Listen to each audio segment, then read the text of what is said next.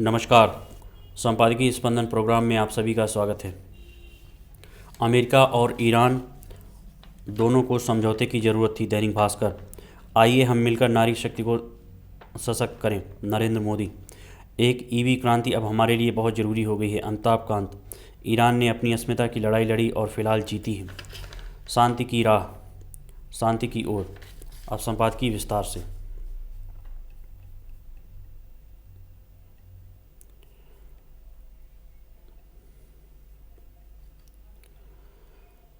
America और Iran दोनों को समझौते की ज़रूरत थी। दैनिक भास्कर। ट्रंप ने 2 सप्ताह के युद्ध विराम की घोषणा की है और ईरान ने भी इसे माना है। जानकार इसे अमेरिका और ईरान के युद्ध से निकलने की जुगत मान रहे हैं।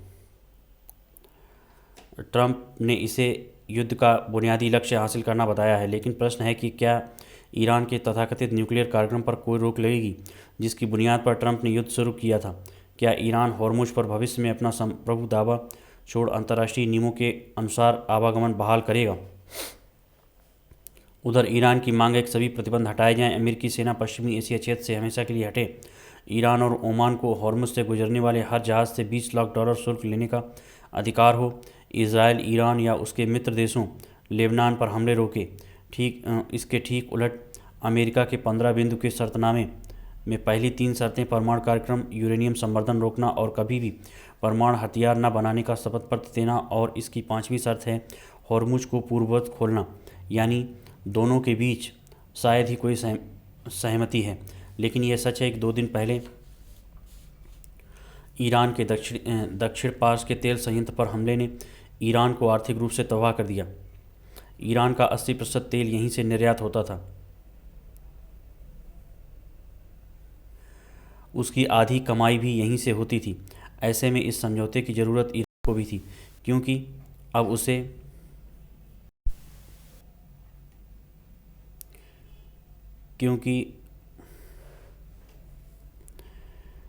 अब उसे और उसकी शीर्ष संस्था असेंबली ऑफ एक्सपर्ट्स को फिर उठ खड़े होने में मदद मिलेगी। आइए हम मिलकर नारी शक्ति को सशक्त करें। नरेंद्र मोदी प्रधानमंत्री।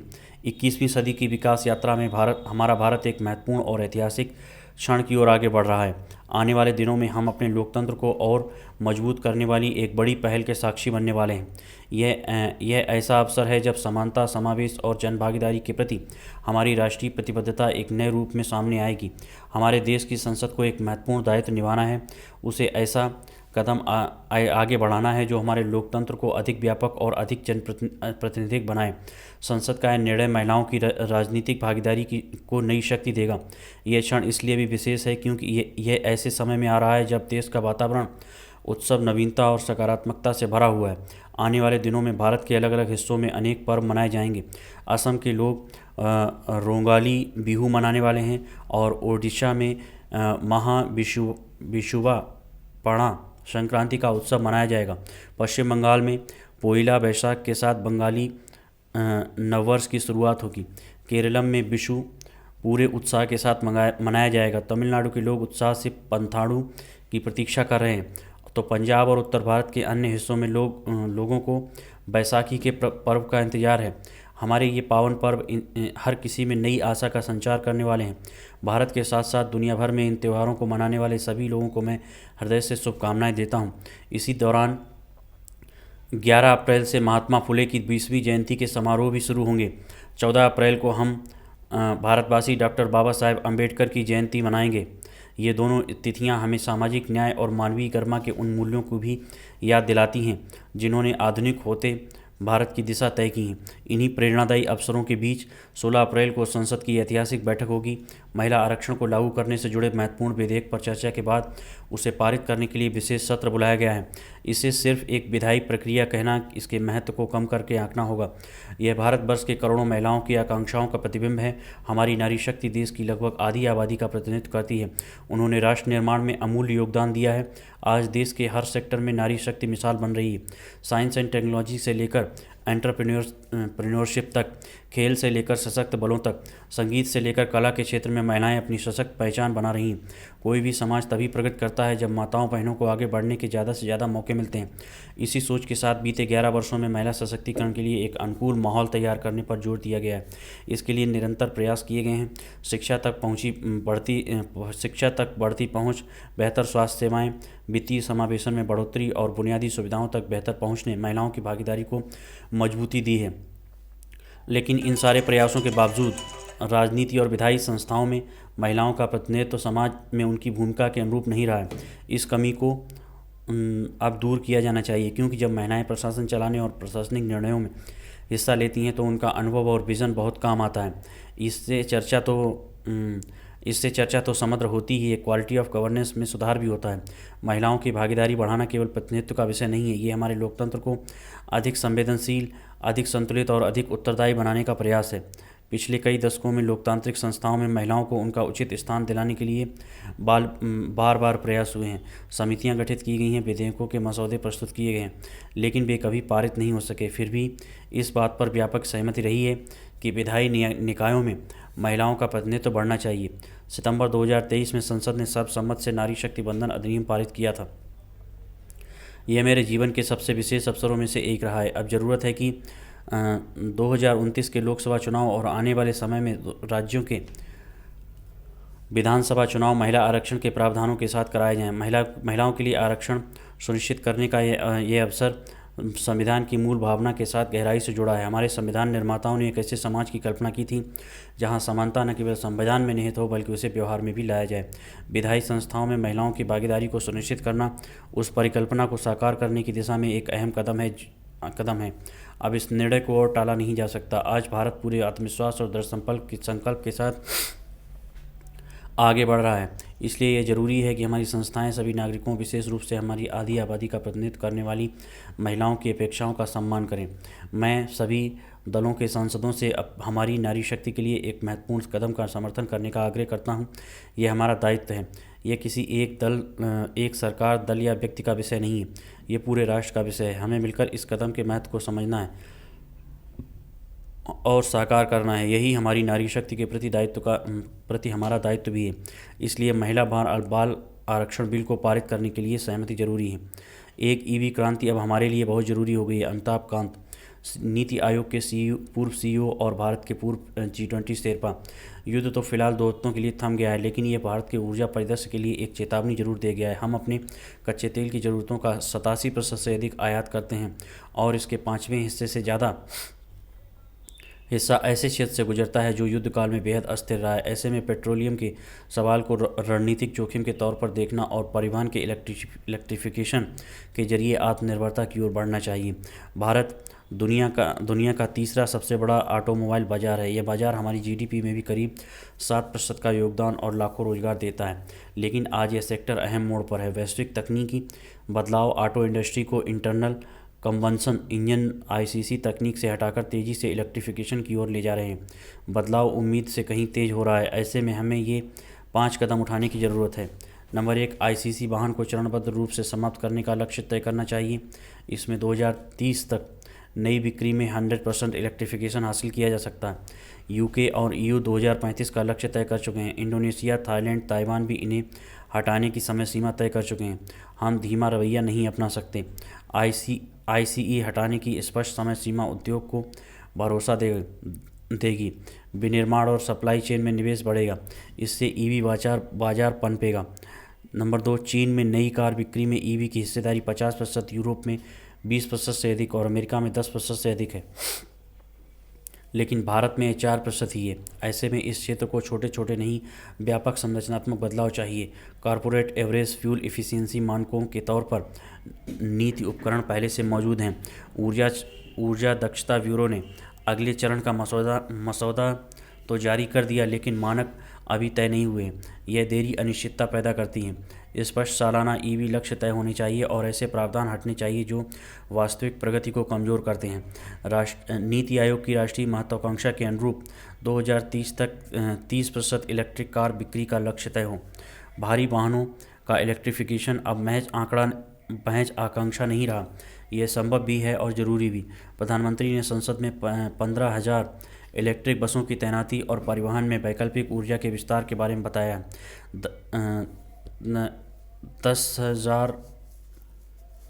10,900 करोड़ रुपए की पीएम ई ड्राइव योजना इस प्रतिबद्धता को दर्शाती है। अब अगला कदम इन बसों की संख्या बढ़ाना है, जिसमें निजी व स्कूल बसों को शामिल करना होगा। ट्रकों का इलेक्ट्रिफिकेशन भी बहुत ज़रूरी है, क्योंकि इनकी संख्या भले 3% हो, लेकिन ये परिवहन उत्सर्जन में 45% हिस्सेदारी रखते हैं। पीएम ई ड्राइव योजना में ई ट्रकों के लिए 500 करोड़ की राशि शुरुआत कही जा सकती है, लेकिन क्रियान्वयन कमज़ोर है। संसद की स्थायी समिति की हालिया रिपोर्ट के अनुसार ई बसों, ई ट्रकों और ई एम्बुलेंस की तैनाती अभी शून्य है। ईवी के लिए चार्जिंग ढांचा जरूरी है। देश में 60% से अधिक शहरी आबादी बहुमंजिला इमारतों और साझा आवासों में रहती है। इनमें निजी चार्जर लगाने के लिए कई स्तर की मंजूरी लेनी पड़ती है। इस प्रक्रिया को आसान करने के लिए भारत को राइट टू चार्ज का कानून बनाना होगा।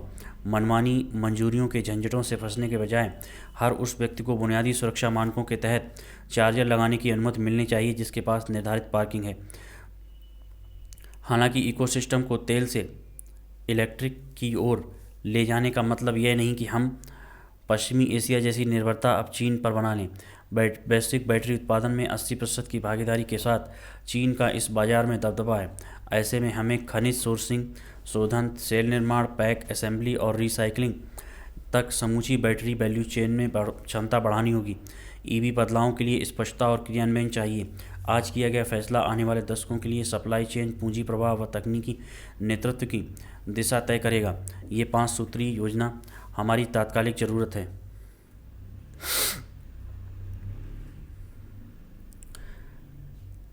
ईरान ने अपनी अस्मिता की लड़ाई लड़ी और फिलहाल जीती है। प्रियदर्शन लेखक और पत्रकार। एक रात में पूरी ईरानी सभ्यता नष्ट करने की चेतावनी देने वाले डोनाल्ड ट्रंप को फिलहाल पांव पीछे खींचने पड़े हैं। हालांकि वह युद्धोन्मादी और अमानवीय किस्म की घोषणा ही बता रही थी कि असल में ट्रंप एक नष्ट हो रही सभ्यता की पैदाइश हैं। वे उस नई बनती दुनिया के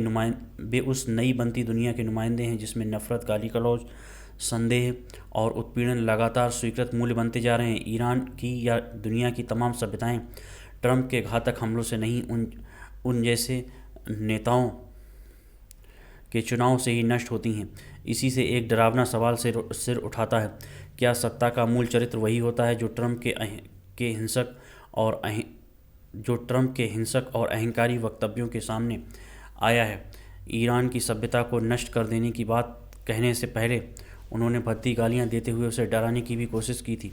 क्या यह अमेरिका की शक्ति से पैदा हुआ गुमान है कि वे हर किसी को नष्ट कर देने की सोचते हैं? इसमें संदेह नहीं कि सभ्यता में शक्ति की बड़ी महत्वपूर्ण भूमिका रही है। पुराने साम्राज्य ताकत के बल पर ही बड़े हुए हैं। बड़े साम्राज्यों की वीरता की बिरुदावलियाँ गाई गई हैं। वीरता को आभूषण बताया गया है, मगर इसी सभ्यता ने सिखाया है कि वीर होना हिंसक होना नहीं है। वीरता अन्याय करने में नहीं, अन्याय का प्रतिकार करने में है। शक्तिशाली होना युद्ध पिपासु होना नहीं है। ट्रंप के तेवरों से बेखौफ ईरान की जनता ने यही साबित किया है। अमेरिका और इजराइल ने ईरान की समूची नेतृत्व पंक्ति को ध्वस्त कर दिया है। एक एक कर सबको मारते चले जाएं, लेकिन युद्ध जीत नहीं पाए, क्योंकि ईरान जिस सभ्यता का नाम है वह नेताओं से नहीं, एक स्मृति से बनती है। देश अपनी स्मृतियों से ही बनते हैं। स्मृतियाँ अलग अलग होती हैं तो देश अलग होते जाते हैं। ट्रंप की सेना ने इमारतों को मलबे में बदल दिया है, तेल कुओं में आग लगा दी, पुलों को उड़ा दिया, शहरों को तहस नहस कर डाला है, लेकिन वह उस स्मृति को नष्ट नहीं कर सकी जिससे ईरान बनता है। उल्टे उस अमानुषिक बल प्रयोग ने ईरान की स्मृति जगा दी है। वहाँ वे मानव श्रृंखलाएँ बनने लगीं जिन्हें भरोसा था कि जब कुछ नहीं टिकेगा तो उनका प्रतिरोध काम आएगा। जिसे ट्रंप नष्ट करने चले थे वे उसे पहचानते तक नहीं हैं। जब अमेरिका नहीं था तब भी ईरान था। उसका दर्शन और उसकी कविता थी। फारस की खाड़ी से निकली कहानियाँ दुनिया भर में कहीं सुनी जाती रहीं। वहाँ बीते 1000 साल में फिरदौसी, सादी, उमर खयाम, निजामी, हाफिज़, रूमी जैसे कवि और दार्शनिक हुए हैं। वहीं से वह सूफ़ी परंपरा निकली है जो एशिया के कई मुल्कों को छूती हुई भारत तक आई है और हमारी आत्मा का हिस्सा बनी हुई है। कायरास्तामी, मखमलबाफ और मजीदी जैसे कई फिल्मकारों ने दुनिया में ईरानी सिनेमा की श्रेष्ठता का लोहा मनवाया है। बेशक आधुनिक ईरान के अपने संकट और संघर्ष रहे हैं, चाहे शाह रजा पहलवी का दौर हो या फिर खुमैनी खामनेई का। उनके अंतर्विरोधों ने जनता को सड़कों पर उतरने को मजबूर किया है। वहाँ की जनता अपने हुक्मरानों के खिलाफ ये संघर्ष करती भी रही है, लेकिन एक पराये मुल्क के अतार्किक हमले ने जैसे सबको जोड़ सा दिया। वह यह हमला ईरान की अस्मिता पर हमला बन गया। यह बात ट्रंप की मुनाफाखोर तेल लुलुप दृष्टि समझ नहीं पाई। ईरान ने अब इसी अस्मिता की लड़ाई लड़ी और फिलहाल जीती है। ईरान का सबक यह है कि स्मृतियों पर हमले नहीं होने चाहिए, चाहे वे बाहर से हों या भीतर से। उन्हें मिटाने, बदलने और बिगाड़ने का काम नहीं होना चाहिए, क्योंकि अंततः उन्हीं से अस्मिता बनती है। उन्हीं से एक स्वाभाविक राष्ट्रीय स्वाभिमान बनता है, जिसके आगे मागा या अमेरिका फर्स्ट जैसी कृत्रिम और नस्लवाद की नफरत से पोसी गई अति राष्ट्रवादी मुद्राएं हारने को अभिशप्त होती हैं। अब यह अमेरिका जनता का कर्तव्य है कि वह ट्रंप को सभ्यता का मतलब सिखाए और अमेरिका की सभ्यता का सम्मान बचाए रखे। फिलहाल तो ट्रंप ने अमेरिकी वर्चस्ववाद के अंत की शुरुआत कर दी है। आधा अधूरा युद्ध विराम। दैनिक जागरण। अमेरिका और ईरान के बीच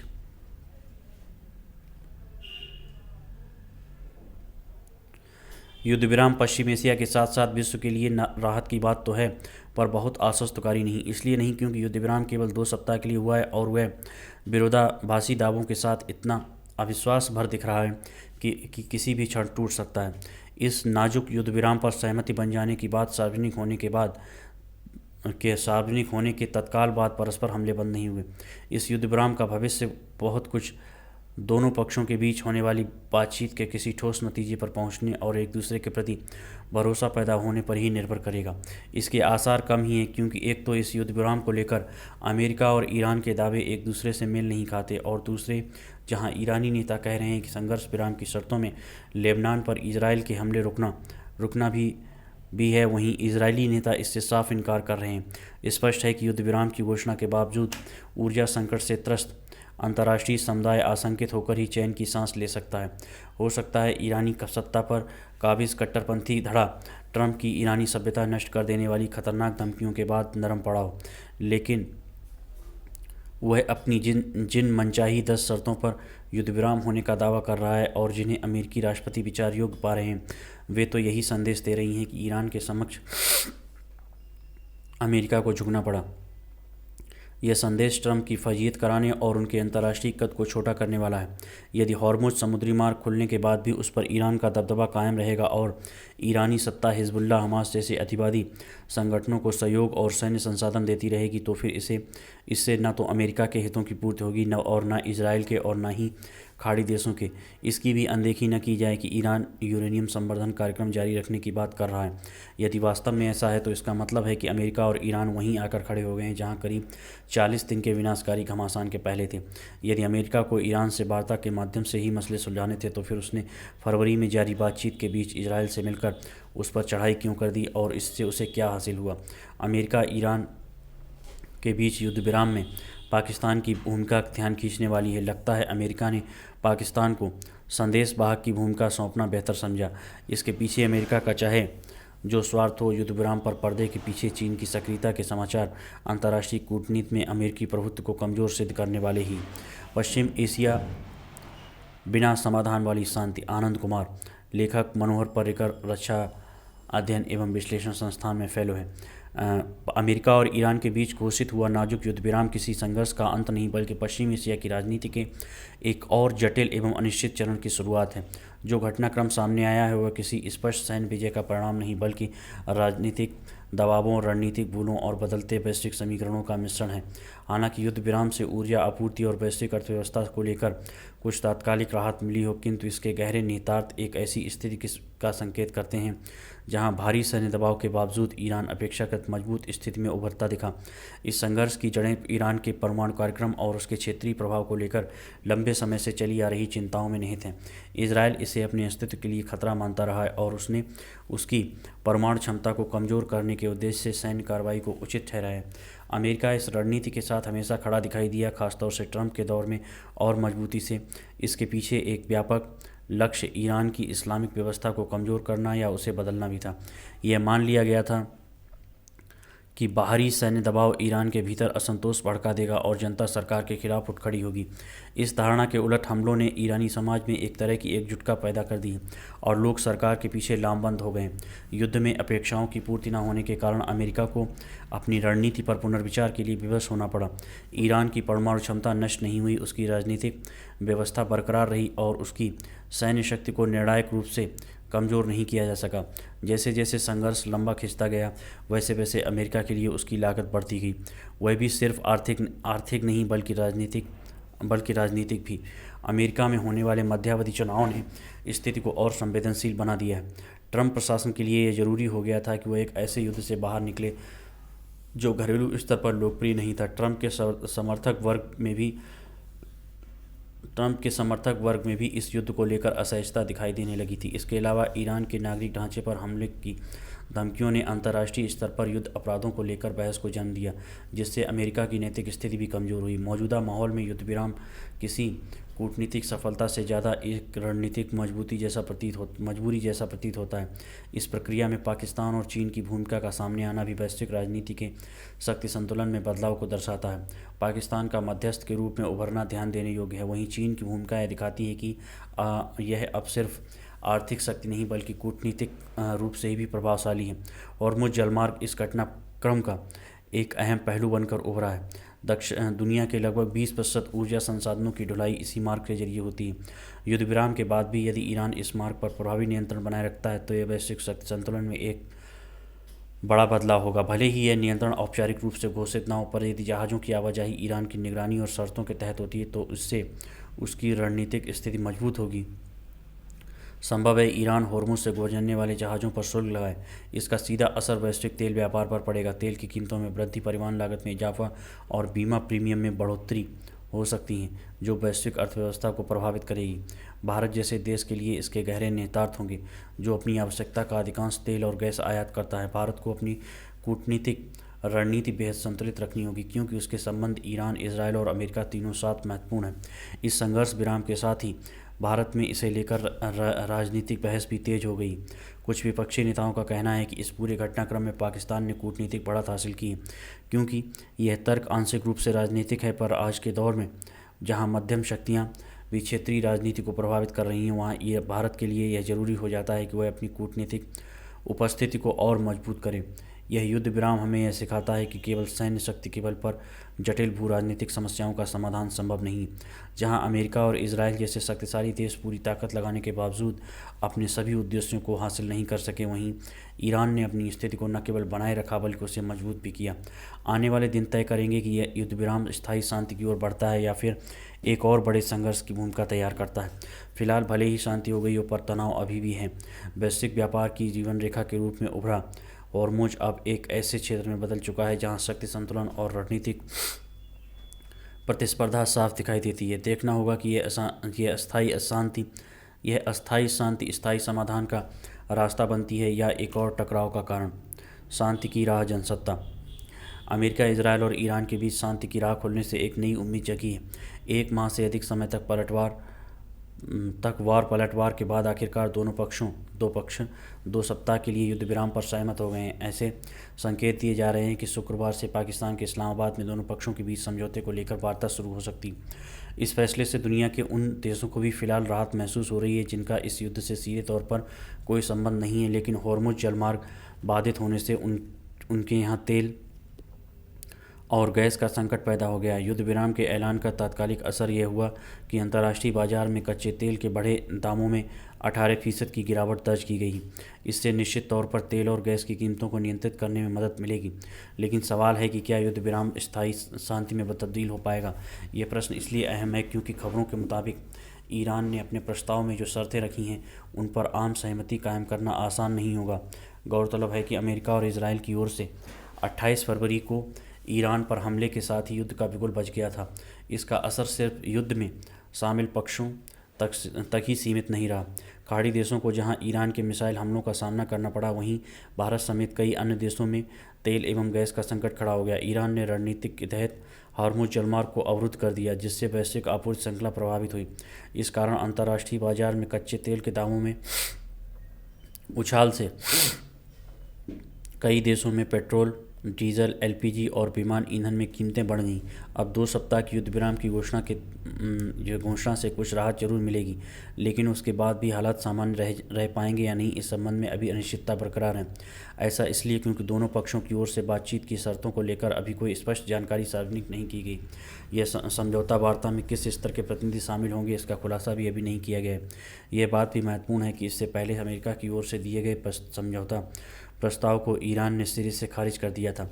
अब जिस प्रस्ताव पर युद्ध विराम को लेकर सहमति बनी है वह ईरान की ओर से पेश किया गया है। खबरों के मुताबिक ईरान ने अपने प्रस्ताव में कहा कि उसे यूरेनियम संवर्धन जारी रखने की छूट दी जाए, जो परमाणु हथियार बनाने के लिए अहम है, जबकि अमेरिका और इजराइल के हमले के पीछे प्रमुख कारण यही था कि ईरान को परमाणु हथियार बनाने से रोकना है। ऐसे में सवाल है कि क्या अमेरिका ईरान की इस शर्त को स्वीकार करेगा। खबरों में कहा गया है कि ईरान ने क्षेत्र से अमेरिकी सैन्य बलों की वापसी, प्रतिबंधों को हटाना और उनकी जब्त संपत्तियों को वापस सौंपने की शर्त भी रखी है। यही नहीं, ईरान ने हॉर्मुज़ जलमार्ग को इसी शर्त पर खोलने की बात कही है कि वहां से गुजरने वाले जहाज़ों से शुल्क लेगा और इस राशि का इस्तेमाल युद्ध में हुए नुकसान की भरपाई में किया जाएगा। अगर ऐसा हुआ तो इसका असर तेल और गैस की कीमतों पर पड़ेगा। अब देखना होगा कि अमेरिका ईरान की इन शर्तों को मंजूर करता है या फिर कोई बीच का रास्ता निकालने की कोशिश की जाएगी। शांति की ओर हिंदुस्तान। ईरान युद्ध के थमने से भारत और दुनिया में स्वाभाविक ही खुशी का माहौल है। यह युद्ध विराम अस्थायी है, फिर भी यह संतोष और स्वागत का विषय है। दुनिया के एक बड़े हिस्से में लोगों को मंगलवार रात परमाणु हमले की आशंका से बहुत मुश्किल से नींद आई, पर जब लोग सुबह जगे तब तक 14 दिन के युद्ध विराम का ऐलान हो चुका था। भारत सरकार ने उचित ही इसका स्वागत किया है और आशा व्यक्त की है कि यह अस्थायी समझौता पश्चिम एशिया में स्थायी शांति का मार्ग प्रशस्त करेगा। बहरहाल इतिहास यह दर्ज करेगा कि इस पूरे संघर्ष के समय भारत एक निश्चित दूरी व संयम बरतते हुए बार बार युद्ध विराम की गुहार लगा रहा था। अब भारत ही नहीं, उन तमाम देशों को राहत की सांसें नसीब होंगी जो इस अनावश्यक युद्ध की वजह से चिंतित थे। भारत ने सही कहा है कि युद्ध को स्थायी तौर पर समाप्त करने के लिए संवाद और कूटनीति की जरूरत है। युद्ध के बहुत गहरे मानवीय और आर्थिक प्रभाव पड़े हैं, करोड़ों लोगों को पीड़ा हुई है और वैश्विक ऊर्जा संकट ने सभी के विकास को धीमा किया है। अन्य युद्ध विराम के बाद सबसे जरूरी हॉर्मुज़ समुद्री मार्ग का खुलना, जब यह मार्ग खुलेगा तभी बहुत हद तक दुनिया की चिंताएं दूर होंगी। हॉर्मुज़ मार्ग के खुलने के बाद ही अर्थव्यवस्थाओं में सुधार के लक्षण दिखने, वायदा बाजार से शेयर बाजार तक संतुलन कायम होगा, निर्यात और रोजगार पर मंडरा रहा संकट टलेगा। अतः जल्दी से जल्दी हॉर्मुज़ में हालात को सामान्य बनाने के पक्ष में भारत की गुहार सराहनीय है। यह सुखद है कि ईरान ने जो 10 सूत्री प्रस्ताव पेश किया है, अमेरिका उसे मानने को तैयार हो गया है। इसी आधार पर शांति वार्ता आगे बढ़े, लेकिन इस दौरान ईरान हॉर्मुज़ पर अपना हथियार न बनाए। साथ ही अमेरिका को भी हॉर्मुज़ पर कब्जे या उससे कमाई की न सोचे आशंका होती है। जब ट्रंप हॉर्मुज़ से पैसा बनाने की बात कहते हैं, इसके लिए ईरान कभी तैयार नहीं होगा। सबसे बेहतर होगा कि फरवरी में जो स्थिति थी वही बहाल हो जाए, दुनिया में ईंधन की आपूर्ति सामान्य हो। वैसे गौर करने की बात होगी, ईरान अपने नेताओं की हत्या को कैसे भूल पाता। शायद वह अमेरिका से मिलने वाली आर्थिक भरपाई व सुरक्षा आश्वासन से संतोष कर लेगा और उसे अपने व्यापक हित और इस दुनिया के लिए ऐसा करना चाहिए। बहरहाल युद्ध के समाप्त होने के 3 विशेष कारणों को ध्यान में रखना चाहिए। पहला कारण, अमेरिका युद्ध को ज़्यादा खींचने की स्थिति में नहीं है क्योंकि उसके अनेक सक्षम मित्र देश नाखुश हैं। दूसरा, अमेरिका ने हमले से पहले हॉर्मुज़ के लिए कुछ नहीं सोचा था।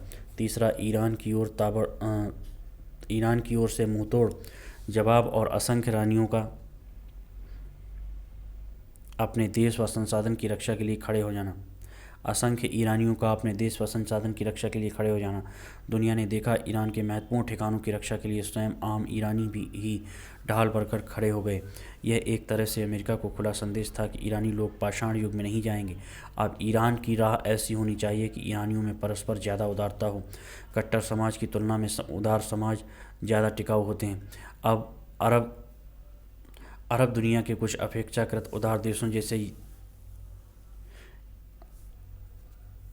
यूएई के लिए भी यह युद्ध सबक है कि उसकी दुनिया में समृद्धि के चंद टापू सुरक्षित नहीं रह सकते।